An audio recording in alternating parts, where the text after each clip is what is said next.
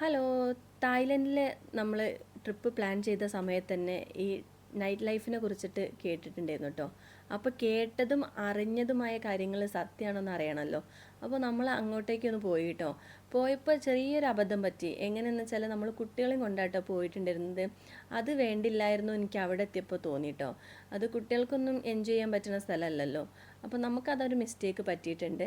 അപ്പോൾ നമ്മൾ ഈ സ്ട്രീറ്റ് എന്ന് പറയുമ്പോൾ പകലത്തേൻ്റെ ഓപ്പോസിറ്റ് ആയിട്ടാണ് കേട്ടോ രാത്രി കാണാൻ പറ്റുന്നത്. സ്ട്രീറ്റിൻ്റെ രണ്ട് സൈഡിലും കുറേ ഷോപ്പുകളും മസാജിങ് സെൻറ്ററുകളൊക്കെയാണ് കേട്ടോ ഉള്ളത്. അപ്പോൾ അതിൻ്റെ ഓപ്പോസിറ്റ് ആയിട്ടാണ് പകൽ അവിടെ വേറെ രീതിയിലാട്ടോ നമുക്ക് കാണാൻ പറ്റുക. പകലും ഞങ്ങളൊന്ന് പോയിട്ടുണ്ടായിരുന്നു അവിടെ.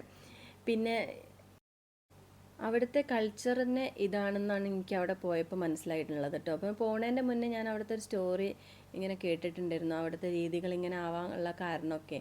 അപ്പോൾ അതൊക്കെ നിങ്ങൾക്കും അറിയുണ്ടാവും എന്നാണ് എനിക്ക് തോന്നുന്നത് കേട്ടോ. ഈ സ്ട്രീറ്റിൻ്റെ ഫസ്റ്റ് തൊട്ട് എൻഡിങ് വരെ ഇങ്ങനത്തെ രീതിയിലുള്ള ഷോപ്പുകളും കാര്യങ്ങളുമാണ് ഇവിടെ ഉള്ളത്. അപ്പോൾ നമുക്ക് വെറൈറ്റി ആയിട്ടൊന്നും തോന്നിയിട്ടില്ല കേട്ടോ. കേട്ട കാര്യങ്ങൾ തന്നെയാണ് അവിടെ നടക്കുന്നതും. അപ്പോൾ കുട്ടികൾക്കൊന്നും പ്രത്യേകിച്ചൊന്നും കാണാനില്ല അവിടെ.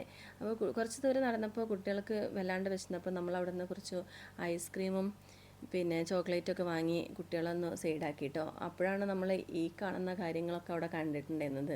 അപ്പോൾ അവിടേക്ക് ചെല്ലുമ്പോൾ തന്നെ ഇതിൻ്റെയൊക്കെ ഒരു സ്മെല്ലാണ് കേട്ടോ ഉണ്ടാവുക.